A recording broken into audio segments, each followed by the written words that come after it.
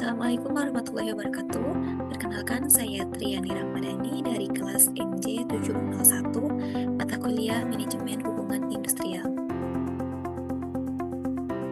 Di sini saya akan menjelaskan mengenai studi kasus PT Sedang Tidak Baik-Baik Saja yang merupakan sebuah perusahaan retail di Indonesia yang mengalami peningkatan tingkat turnover karyawan yang signifikan. Berikut merupakan latar belakang masalahnya, yaitu PT Sedang Tidak Baik-Baik Saja mengalami peningkatan tingkat turnover karyawan yang signifikan. Banyak karyawan yang mengundurkan diri karena merasa tidak puas dengan sistem penggajiannya dan kurangnya perhatian terhadap keseimbangan kerja dan kehidupan atau work-life balance. Selain itu, perusahaan juga kesulitan merekrut karyawan baru karena reputasi yang buruk di kalangan tenaga kerja. Selanjutnya, yaitu dampak turnover tersebut terhadap perusahaan. Yang pertama yaitu biaya rekrutmen dan pelatihan.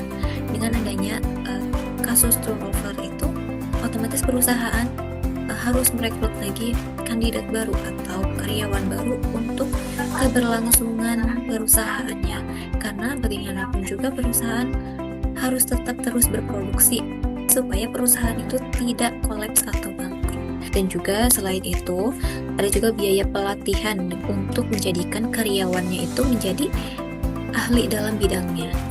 Selanjutnya ada penurunan produktivitas. Ini sudah pasti dan sangat jelas karena dengan adanya turnover karyawan ini dapat dipastikan produktivitasnya akan menurun karena karyawan-karyawannya tersebut mengundurkan diri sehingga tidak ada yang menggantikan di posisinya dan otomatis produktivitas perusahaannya akan semakin menurun.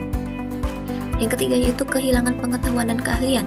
Kenapa? Karena perusahaan kehilangan karyawan yang memiliki pengetahuan di bidangnya masing-masing dan mempunyai keahlian dalam bidangnya tersendiri. Dan selanjutnya itu moral karyawan menurun. Dengan adanya turnover ini pasti adanya banyak tekanan terhadap karyawan tersebut. Apalagi ini case-nya dari sistem penggajian yang tidak adil, dalam artian tidak puas dalam penggajian dari perusahaan tersebut dan juga kurangnya perhatian dari perusahaan terhadap karyawannya. Yang terakhir yaitu reputasi perusahaan. Nah, dengan adanya turnover ini dapat dipastikan dan kemungkinan besarnya ini reputasi perusahaannya memburuk karena sistem penggajian tersebut dan kurangnya perhatian dari perusahaan terhadap karyawannya. Otomatis nanti karyawan yang resign atau yang keluar dari perusahaan tersebut mungkin mereka memberikan informasi kepada calon-calon karyawan di luar sana bahwa perusahaan ini tidak layak atau tidak direkomendasikan untuk bekerja di perusahaan tersebut. Selanjutnya yaitu pencegahan masalah hubungan industrial. Pencegahan yang pertama yaitu utamakan fleksibilitas. Yang kedua, tawarkan gaji yang kompetitif. Nah, ini hal yang sangat sensitif bagi karyawan, yaitu mengenai gaji. Apabila gaji yang diberikan oleh perusahaan tidak sesuai dengan yang sudah disepakati sebelumnya di awal, otomatis karyawan juga pasti akan komplain terhadap perusahaan dan menuntut haknya untuk mendapatkan gaji yang semestinya. Yang ketiga yaitu fasilitasi pertumbuhan karyawan dan tingkatkan keterlibatan aktif.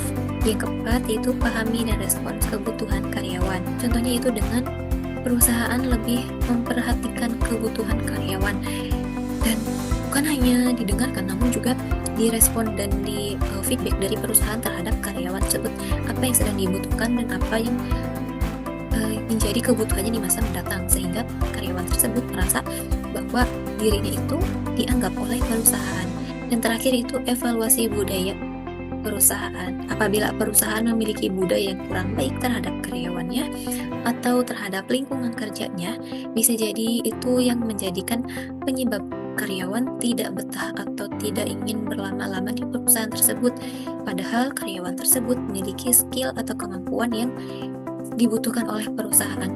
Selanjutnya yaitu peran manajemen dalam kasus turnover karyawan di perusahaan sedang tidak baik-baik saja. Peran dan kunci manajemen SDM dalam mengatasi turnover tinggi yaitu dengan perencanaan dan perekrutan yang tepat dengan cara MSDM atau manajemen sumber daya manusia perlu merencanakan kebutuhan sumber daya manusia secara akurat dan strategis sesuai dengan kebutuhan dan tujuan perusahaan. proses rekrutmennya ini harus dirancang untuk mendapatkan kandidat yang tidak hanya memiliki keterampilan yang dibutuhkan, tetapi juga sesuai dengan budaya perusahaan dan memiliki potensi yang berkembang. Nah, peran manajemen di sini dalam masa perekrutan atau seleksi kandidat karyawan ini harus sesuai dengan kebutuhan dan tujuan perusahaan, dan juga selain itu harus melihat dan memahami budaya perusahaan.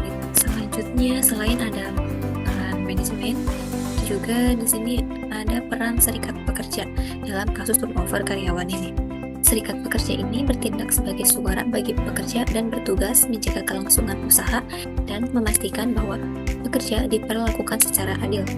Selain bersifat publik, bebas, otonom, dan didirikan secara demokratis, serikat pekerja bertugas membela dan memajukan kepentingan pekerja dan keluarganya. Jadi apabila terdapat kasus seperti turnover karyawan ini, serikat pekerja dapat membela anggotanya atau karyawan yang ada di perusahaan tersebut untuk mendapatkan hak-haknya secara adil dan sesuai dengan ketentuan yang sudah disepakati sebelumnya. Baik, selanjutnya itu ada kolaborasi antara manajemen dan serikat pekerja dalam kasus turnover karyawan ini. Kolaborasi antara manajemen dan para serikat pekerja itu sangat penting. Hubungan industrial yang harmonis antara manajemen dan serikat pekerja sangat penting bagi kelancaran operasional perusahaan dan mencegah terjadinya turnover. Kolaborasi kedua belah pihak ini menjadi kunci tercapainya hubungan yang saling menguntungkan dan berkelanjutan. Karena manajemen dan serikat pekerja ini memang seharusnya dapat saling bekerja sama untuk memajukan perusahaan.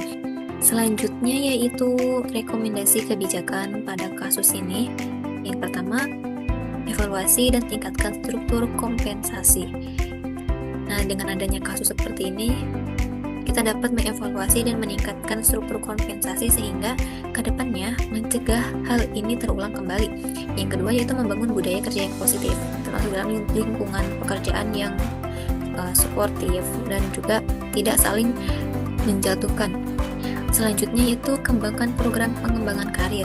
Yang selanjutnya yaitu tingkatkan kualitas kepemimpinan. Selanjutnya yaitu implementasikan work-life balance atau keseimbangan antara kehidupan pekerjaan ya. Baik, selanjutnya yaitu visualisasi data. Berikut merupakan contoh data untuk kasus turnover karyawan. Di sini ada tabel yang menunjukkan data yang berisi tahun dan ada juga total karyawan. Ada karyawan keluar, karyawan masuk, dan tingkat turnover dalam persentasenya per tahun.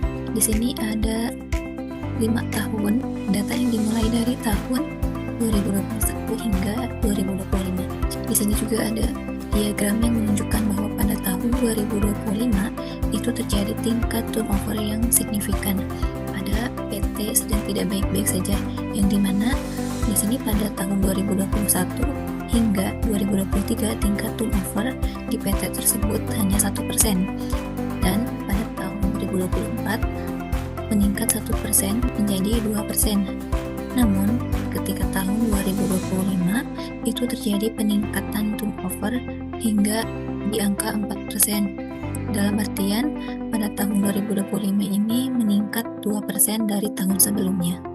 Baik, selanjutnya yaitu kesimpulan dari kasus turnover karyawan pada PT sedang tidak baik-baik saja, yaitu mengurangi turnover karyawan merupakan investasi strategis untuk menjaga stabilitas operasional dan meningkatkan daya saing perusahaan.